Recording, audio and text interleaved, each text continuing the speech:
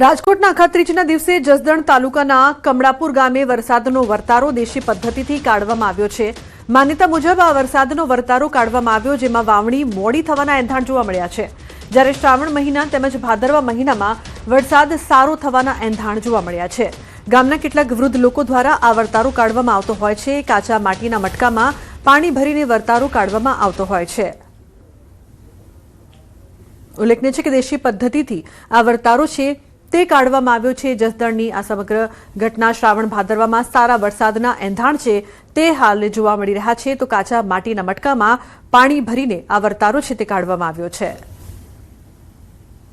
તો કમળાપુર ગામે વરસાદનો વર્તારો છે તે કાઢવામાં આવ્યો છે દેશી પદ્ધતિ દ્વારા। જૂનાગઢમાં ગરમીનો કહેર, તાપમાન 40 સેલ્સિયસને પાર, ગિરનાર પર્વત પર 42 ડિગ્રી તાપમાન। શહેરમાં ગરમીનો પારો સતત વધ્યો છે। તાપમાન 40 ડિગ્રીને પાર પહોંચતા જનજીવન પર અસર। બપોર દરમિયાન રસ્તાઓ સુમસામ બન્યા છે। બપોરના સમયે શહેરમાં કર્ફ્યુ જેવો માહોલ છે। તાપમાન વધતા આરોગ્ય પર પણ અસરની શક્યતા છે। તંત્ર દ્વારા પણ ખાસ સાવચેતી રાખવાની અપીલ કરવામાં આવી છે।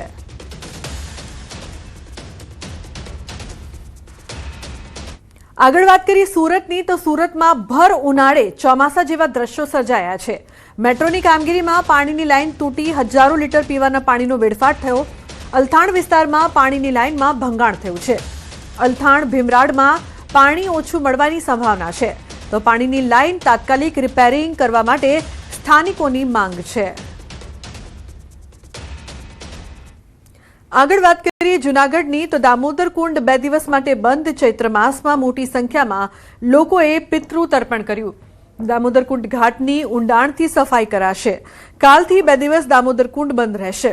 તો 23 એપ્રિલથી દામોદર કુંડમાં નવા નીર ભરાશે અને લોકો માટે તે ખુલ્લો પણ મૂકવામાં આવશે।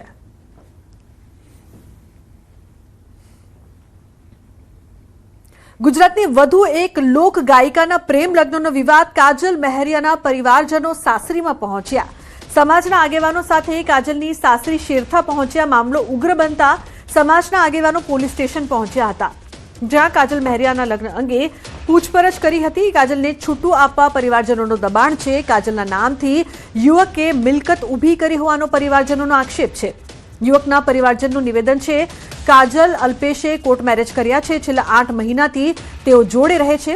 કાજલે મેરેજ સર્ટિફિકેટ રજૂ કરવાની તૈયારી પણ દર્શાવી હતી। કાજલ બેન તો 6 થી 7 મહિના બરાબર છે, અને લોકો સાથે જ રહેશે, અમદાવાદમાં રહે? હા, બરાબર। કોર્ટ મેરેજ કર્યા છે ને? હા, કરી લીધા। ઓકે, તો ગઈકાલે પછી પોલીસ સ્ટેશનમાં આપણે શું જાણ કરી છે? પોલીસ સ્ટેશનમાં જાણ કરી કે અમારે આ રીતે આરામ કરે છે। તો સોના ચાંદીના ભાવમાં આંશિક ઘટાડો નોંધાયો છે। સોનાના આજના ભાવમાં 700 રૂપિયાનો ઘટાડો, જ્યારે ચાંદીમાં આજે 10,000નો ઘટાડો નોંધાયો છે। 10 ગ્રામ સોનાનો ભાવ 1,57,000 રૂપિયા છે। 1 કિલો ચાંદીનો ભાવ 2,60,000 રૂપિયા છે।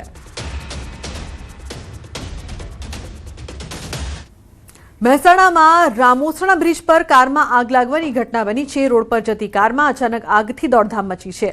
આગની ઝપેટમાં કાર બળીને ખાખ થઈ છે। મહેસાણા ફાયર વિભાગની ટીમે આગ પર કાબુ મેળવ્યો છે।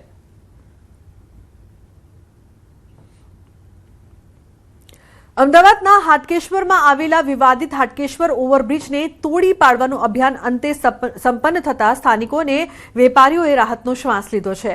ખોખરાને સીટીએમ સાથે જોડતા હાટકેશ્વરના 45 કરોડના ખર્ચે તૈયાર થયેલા આ ઓવરબ્રિજનું વર્ષ 2017માં ખાતમુહૂર્ત થયું હતું।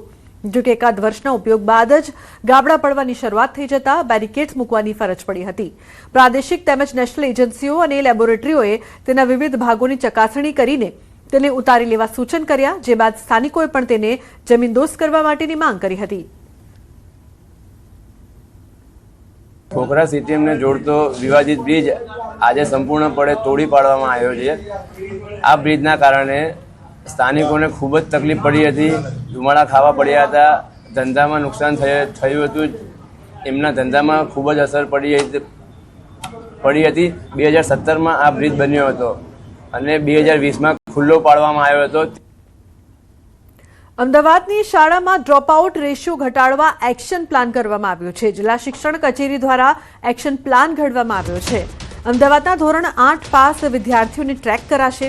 વિદ્યાર્થીઓને આગળ એડમિશન મળ્યું કે નહીં, એડમિશન માટે શું તકલીફ પડી રહી છે તે તમામ બાબતોનું ટ્રેકિંગ થશે. શાળાઓનું લિસ્ટ ઓનલાઈન મૂકવામાં આવ્યું છે.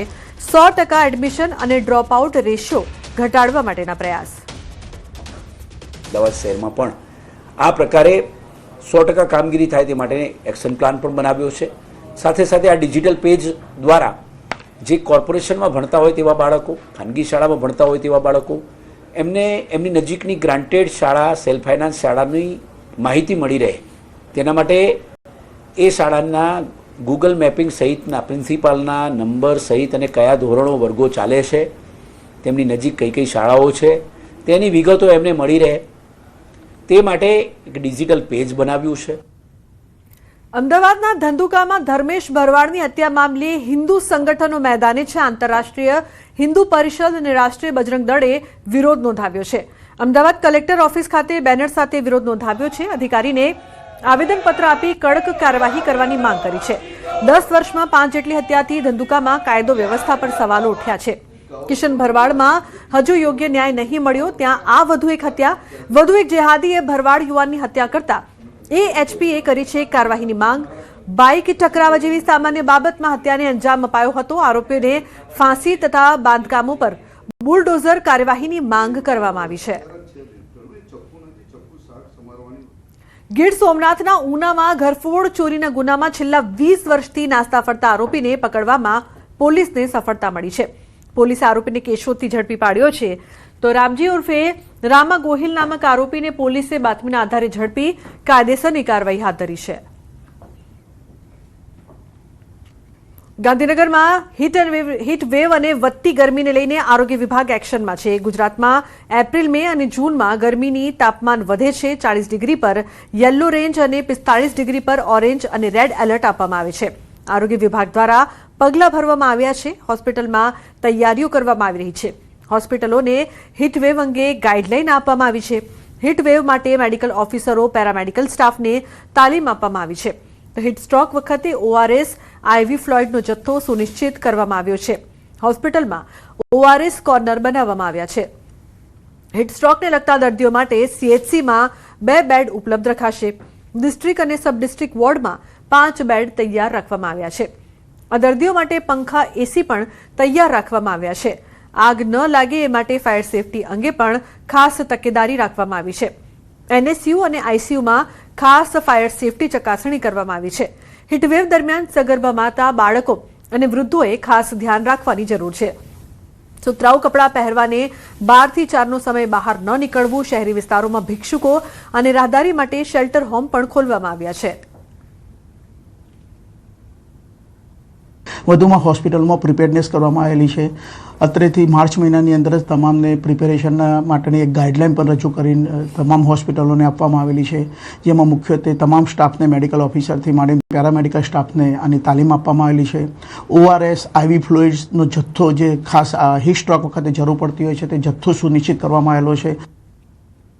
અમદાવાદમાં ઐતિહાસિક 149મી રથયાત્રાની તૈયારીઓનો શુભ આરંભ થયો છે. જગન્નાથ મંદિર ખાતે પરંપરાગત ચંદન યાત્રા અને રથ પૂજન વિધિ સંતો, મહંતો અને ભક્તોની હાજરીમાં ભવ્ય રીતે યોજાઈ. જેમાં ભગવાન જગન્નાથજી, ભાઈ બલભદ્રજી અને બેન સુભદ્રાજીને ચંદન અર્પણ કરવામાં આવ્યું. ઉનાળાની ગરમીમાં ભગવાનને શીતળતા મળે તે માટે ચંદન યાત્રાનું વિશેષ મહત્વ માનવામાં આવે છે. આ સાથે રથના સમારકામ, પૈંડાની તપાસ સહિતની તૈયારીઓ હવે આગામી દિવસોમાં કરવામાં આવશે. વર્ષ 2026માં અધિક માસ હોવાના કારણે આ વખતે રથયાત્રા 16 જુલાઈએ યોજાશે. મંદિર પરિસરમાં ભક્તોની ભારે ભીડ વચ્ચે ચુસ્ત પોલીસ બંદોબસ્ત ગોઠવાયો હતો અને આ પ્રસંગે કોંગ્રેસ નેતા હિંમતસિંહ પટેલ પણ હાજર રહ્યા હતા. ચંદન યાત્રા સાથે સમગ્ર શહેરમાં ધાર્મિક ઉત્સાહનો માહોલ છવાયો હતો. ભગવાન જગન્નાથજીની 149મી રથયાત્રા 16મી જુલાઈએ નીકળવાની છે. રથયાત્રા પૂર્વે અનેક મહોત્સવો ઉજવાતા હોય છે. જેમાં પ્રથમ મહોત્સવ રથ પૂજન એટલે કે ચંદન યાત્રા જેને કહેવાય છે તે પૂજન અત્યારે સંપન્ન કરવામાં આવ્યું છે. આજના દિવસે પ્રતિવર્ષ ભગવાન જગન્નાથજીના રથોનું વિશિષ્ટ પૂજન થતું હોય છે અને રથયાત્રાના કાર્યનો પ્રારંભ થતો હોય છે. પુરીમાં પણ ભગવાન જગન્નાથજીને આજના દિવસે આ રથોનું પૂજન થતું હોય છે. આપણે અમદાવાદ કર્ણાવતી મહાનગરે પણ ભગવાન જગન્નાથજીના રથોનું પ્રતિવર્ષ અક્ષય તૃતીયાના દિવસે પૂજન વિધિ કરતા હોય છે. આજ આ પૂજન વિધિ સંપન્ન કરી છે. કેન્દ્રીય મંત્રી મનસુખ માંડવિયાએ ચૂંટણી પ્રવાસ દરમિયાન જૂનાગઢમાં કેશોદ ખાતે યોજાયેલા ભાજપના કાર્યકર્તા સંમેલનમાં હાજરી આપી હતી. સ્થાનિક સ્વરાજની ચૂંટણીને ધ્યાનમાં રાખીને તેમણે કાર્યકર્તાઓને માર્ગદર્શન આપ્યું અને તમામ ઉમેદવારોને જીતાડવા માટે આહવાન કર્યું હતું. તેમણે દાવો કર્યો કે ગુજરાતમાં ભાજપ પ્રત્યે જનસમર્થન સતત મજબૂત છે અને 33% મહિલા આરક્ષણ મુદ્દે વિરોધ પક્ષો પર પ્રહાર કરતા કોંગ્રેસ સામે મહિલાઓમાં નારાજગી હોવાનું જણાવ્યું. મનસુખ માંડવિયાએ મુખ્યમંત્રી ભૂપેન્દ્ર પટેલના વિકાસ કાર્યોની પ્રશંસા કરી તેમજ રાજ્યમાં કાયદો વ્યવસ્થા અને વિકાસ ક્ષેત્રે સરકારની કામગીરીના વખાણો કર્યા. તેમણે વિશ્વાસ વ્યક્ત કર્યો છે કે 26 એપ્રિલના રોજ મતદાનમાં ભાજપ ભવ્ય વિજય પ્રાપ્ત કરશે. અને કોંગ્રેસ, ડીએમકે, તૃણમૂલ કોંગ્રેસ, સપા વગેરે જેવી પાર્ટીઓએ બહેનોને વિધાનસભા અને લોકસભાની અંદર 33% મહિલા આરક્ષણ માટેના બિલને જે રીતે વિરુદ્ધમાં મતદાન કરીને નામંજૂર કર્યું છે. મહિલાઓ દુઃખી પણ છે, મહિલાઓ ગુસ્સામાં પણ છે. ચૂંટણીની અંદર નગરપાલિકા, તાલુકા અને જિલ્લા પંચાયતોની અંદર ભારતીય જનતા પાર્ટી ભવ્ય વિજય થશે. ચૂંટણીમાં હવે મત માટે રૂપિયાની વહેંચણી. દાહોદમાં ગ્રામજનોની રૂપિયાની વહેંચણીનો વિડીયો વાયરલ થયો છે. દાવડીયા જિલ્લા પંચાયત સીટના ભાજપ ઉમેદવાર સુમનબેનના પતિનો વિડીયો વાયરલ થયો છે. ભાજપના ઉમેદવારના પતિ દ્વારા અપાતા રૂપિયાનો લોકોએ વિરોધ કર્યો છે અને આ વિડીયોમાં લોકો પૈસા લેવા ઇનકાર કરતા હોવાની વાતો રેકોર્ડ ઘેસવા ગ્રામ પંચાયતની કામગીરીને લઈને સવાલો ઉઠ્યા છે. ગ્રામજનોએ ભાજપના કાર્યકર્તાને આડે હાથે લીધા. ભાજપના આગેવાન અને કાર્યકર્તાઓને ઊભી પૂંછડીએ ભગાવ્યા હતા. ભાજપના ઉમેદવારના પતિનો વિડીયો વાયરલ થતા રાજકીય માહોલ પણ ગરમ થયો છે. ચૂંટણી પંચ આ વાયરલ વિડીયોને લઈને શું પગલાં લે છે તે હવે જોવું રહ્યું. એ વિડીયોની અંદર ક્યાંક એડિટ કરવામાં આવ્યું એવું લાગે છે. અમને એવું બદનામ કરવામાં આવે છે કે અમારે ભાજપને અને સાથે અમને ઉમેદવારને એવો બદનામ કરવામાં આવે છે કે આ લોકો પૈસા આપ્યા. અમે કોઈ પૈસા નથી આપ્યા. અમે અમારી સાહિત્ય અને અમારું જે પત્રિકા છે એ અમે અમારા ભાઈઓને આપતા હતા, એ ના પડ્યું એટલે સીધા અમે અમારી બહેનોને અમે પત્રિકા આપીએ છીએ. આણંદ જિલ્લામાં સ્થાનિક સ્વરાજની ચૂંટણીને લઈને તૈયારીઓ પૂરજોશમાં છે. 26મી યોજાનારી જિલ્લા પંચાયત, તાલુકા પંચાયત અને મહાનગરપાલિકાઓની ચૂંટણીઓને લઈને તમામ તૈયારીઓને આખરી ઓપ અપાઈ રહ્યો છે. સાથે જ આગામી 23મી એપ્રિલે ઉમરેઠ વિધાનસભાની પેટા ચૂંટણી પણ યોજાવાની છે, જેને લઈને પણ વહીવટીતંત્રએ કમર કસી છે. ઉમરેઠ વિધાનસભાની ચૂંટણી 23મી તારીખે હોવાથી ઉમરેઠમાં મતદાન કરતા મતદારોને સ્થાનિક સ્વરાજમાં વચલી આંગળીએ લગાવાશે શાહીનું નિશાન.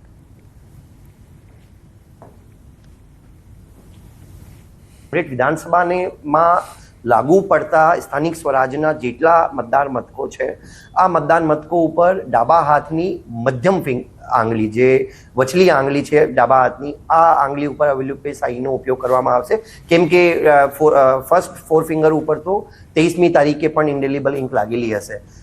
તમામ પોલિટિકલ પક્ષોને પણ અપીલ કરવામાં આવે છે કે 26મી તારીખે આ બાબતને ખાસ ધ્યાનમાં રાખે અને આ કોઈ મૂંઝવણ ના ઉપસ્થિત થાય અને ખોટી ફરિયાદનો પણ કોઈને અવકાશ ના મળે, આ માટે